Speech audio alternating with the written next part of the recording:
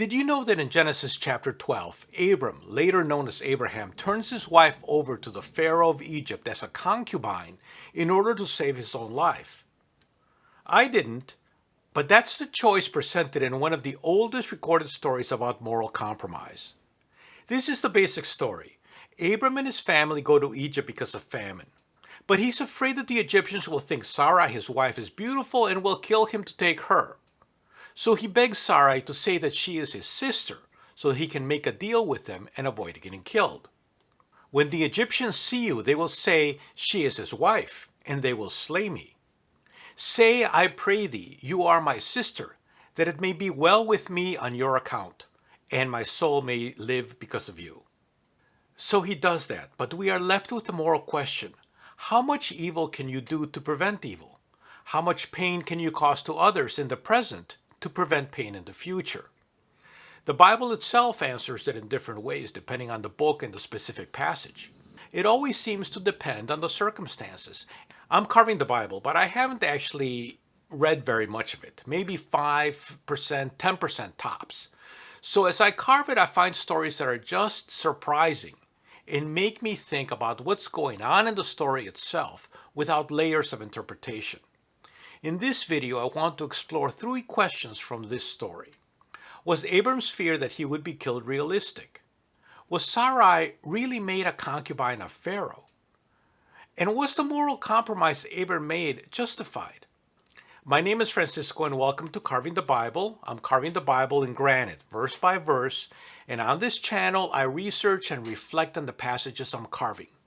Now, I'm not a Christian or Jewish, but I think these passages have a lot to say about being human and about how we interpret the sacred in every aspect of our lives. This is the text that I'm carving today, starting with Genesis 12:13. Say, I pray thee, you are my sister, that it may be well with me on your account, and my soul may live because of you. And it came to pass when Abram came into Egypt that the Egyptians beheld the woman that she was very fair. And the princes of Pharaoh saw her, and praised her to Pharaoh, and the woman was taken into Pharaoh's house. And he treated Abram well on her account, and he had sheep and oxen, and he-asses, and bondmen, and bondwomen, and she-asses, and camels. And the Lord plagued Pharaoh and his house with great plagues because of Sarai, Abram's wife. And Pharaoh called Abram and said, What is this you have done to me? Why did you not tell me that she was your wife? Why did you say, She is my sister, so that I took her as my wife? And now, behold, there is your wife. Take her and go away. And Pharaoh commanded his men concerning him, and they sent him away, and his wife, and all that he had.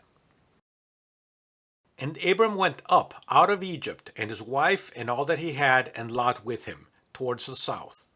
And Abram was very rich in cattle, in silver, and in gold. And he went on his journeys from the south as far as Bethel, as far as the place where his tent had been at the beginning, between Bethel and Ai, to the place of the altar he had made there at first. And there Abram called on the name of the Lord. And Lot, who also went with Abram, had flocks and herds and tents. And the land could not support them, that they might dwell together, for their property was great, and they could not dwell together.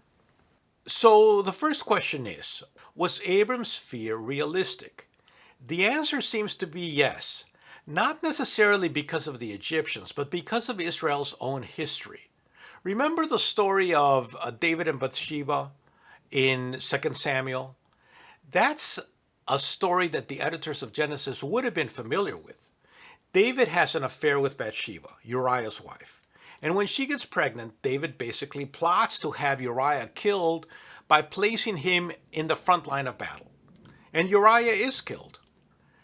I think that it's likely that kings and other rulers at that time did this kind of thing in order to take other men's wives. So Abram's concern was probably realistic.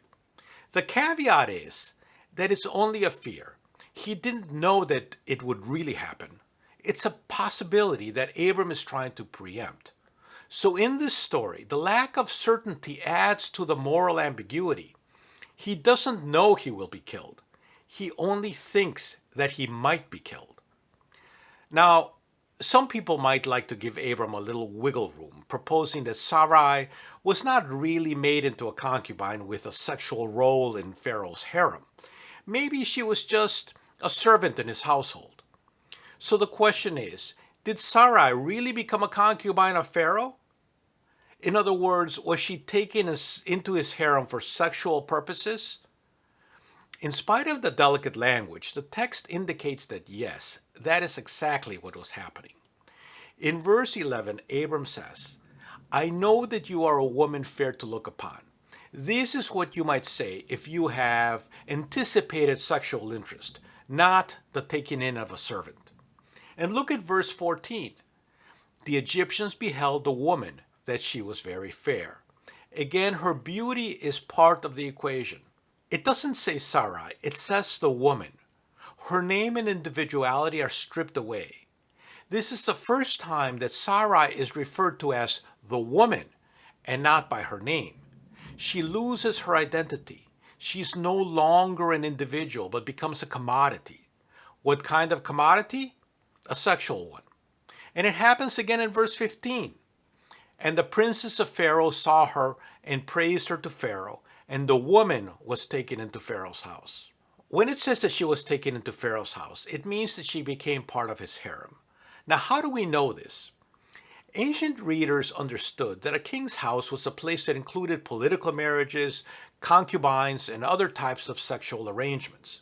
And to be taken in meant to become part of that world. Verse 16 says that Abram was given animals and slaves for her. And he treated Abram well on her account. And he had sheep and oxen, and he-asses and bondmen and bondwomen, and she-asses and camels. That is not what you pay for a servant. That is what you pay for a high-priced courtesan. In the story, Pharaoh believes that he is entering a legitimate marital arrangement, likely a concubinage. And he compensates the brother, in quotes, for his beautiful sister. In verse 19, Pharaoh even says to Abram, why did you say she is my sister? So that I took her as my wife. The text is pretty clear that Sarai is forced into sexual concubinage because Abram fears for his life. The question is that an acceptable trade-off?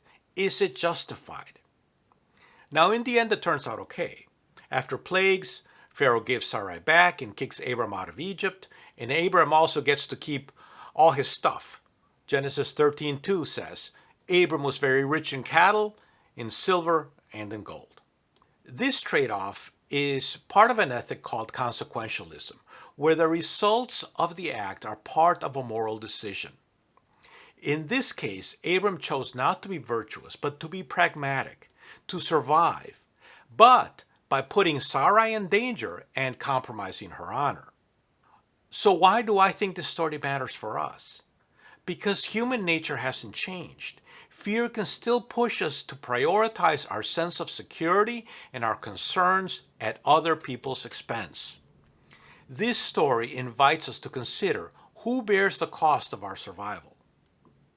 Look at this scene from the movie Margin Call about the sale of worthless securities during the 2008 market crash. It puts consequentialist ethics in a nutshell. The real question is, who are we selling this to? Same people we've been selling it to for the last 2 years, and whoever else will buy it. But John, if you do this, you will kill the market for years. It's over. And you're selling something that you know has no value. We are selling to willing buyers at the current fair market price, so that we may survive. But this isn't just about movies or ancient history. Consequentialism still drives decisions today. Let me give you a current example. Right now, the people of Gaza are facing a humanitarian catastrophe. Gaza is facing famine, widespread starvation, and a collapsing health system. This includes about 2 million civilians. Aid groups are accusing the government of Israel of deliberately making the situation worse for strategic reasons.